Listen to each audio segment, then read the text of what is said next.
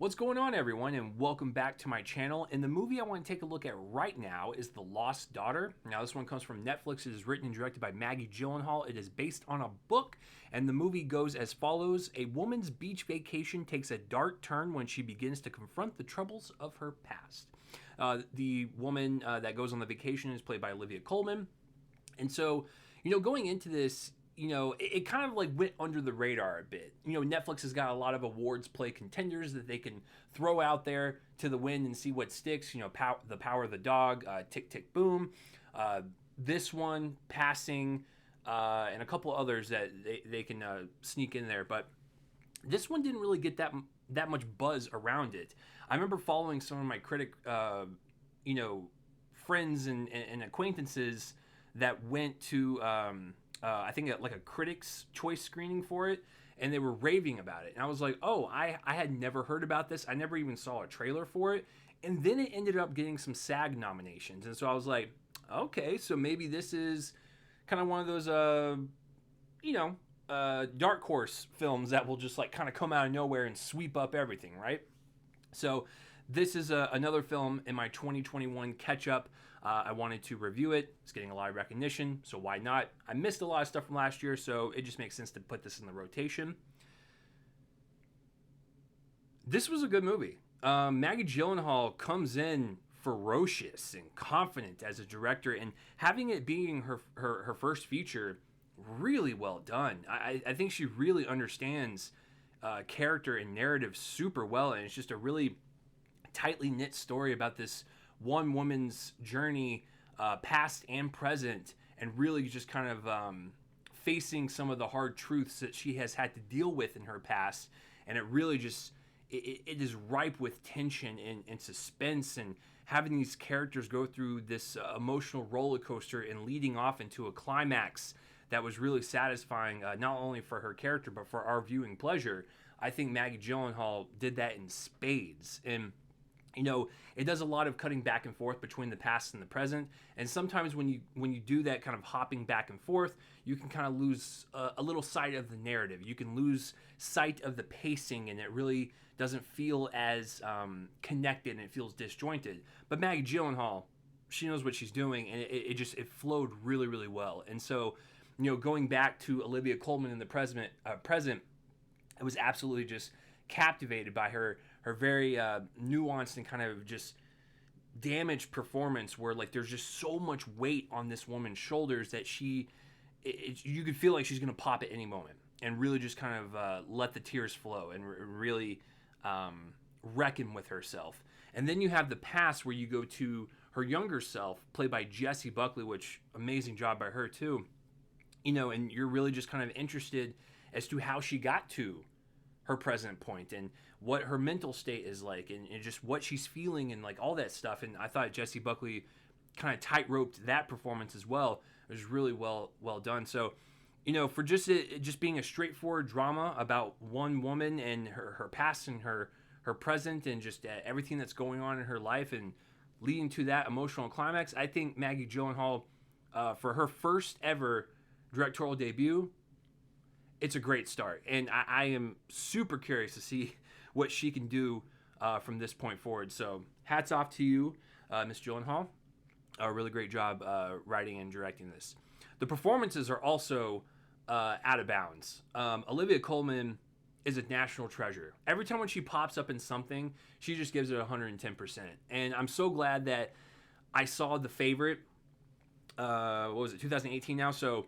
and I was blown away by her performance in that, and then she won the Oscar for it. And so now she's kind of taking on all these really intense roles, and it really just shows you the magnitude and the power that she can bring on screen. And what I like about her performance, and also going back to the character and the writing of her particular character, is it really touches upon what it feels like to some people to be a parent. And this is a very abrasive and honest kind of approach to it. A lot of people, when they have kids, like, they can feel exhausted, they can feel tired, they can feel these things which is a normal thing, but also society tells women like they need to, do this as a mom, and that there's expectations, and in this particular relationship, the husband wasn't really doing much, so she was doing all the work, and it really was wearing on her. And this is a thing that parents can go through with these kind of waves of depression. And that's a real mental health thing that not a lot of people discuss. And so Maggie Gyllenhaal kind of bringing that to the forefront, and Olivia Coleman executing that in her character was magnificent to see. And it also makes Olivia Coleman's character three-dimensional. There are certain things that she says and that she does that are 100% selfish. And you can disagree with it. But then you understand why, and you can empathize with her. That's what makes a great character, and that's what makes a great performance. And I thought Olivia Coleman delivered that in spades. And when she starts to crack, and you see that emotion pour out of her, there is a magnetic field that Olivia Coleman has around her that just pulls you in.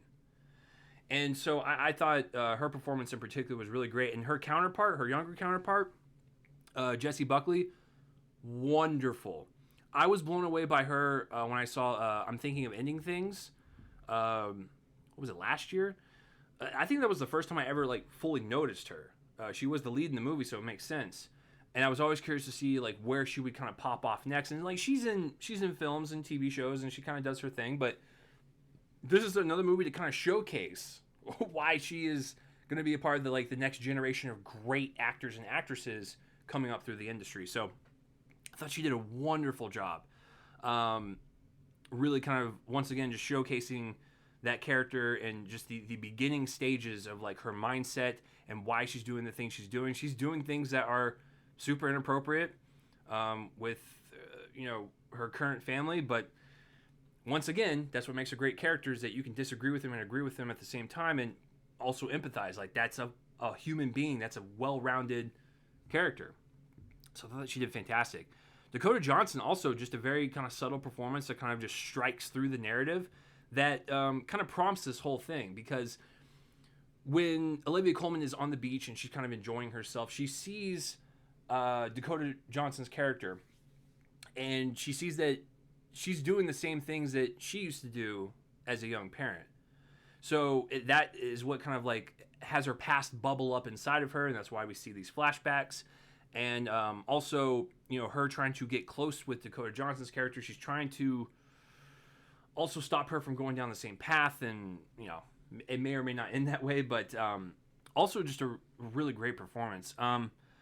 I also like how intimate the cinematography is. Really just kind of a lot of close-ups and medium shots, and really just kind of crisp, high depth of field kind of look to it. It was nice. It was pleasant, and it really kind of accents the location and the setting that they're in, which is also very beautiful. So, yeah, I don't know what else more to say. It's just a very solid directorial debut from Miss Maggie Gyllenhaal. So, as far as prospects go for awards, the SAG nominations came out, and Olivia Coleman, I believe, is the one that got the nomination.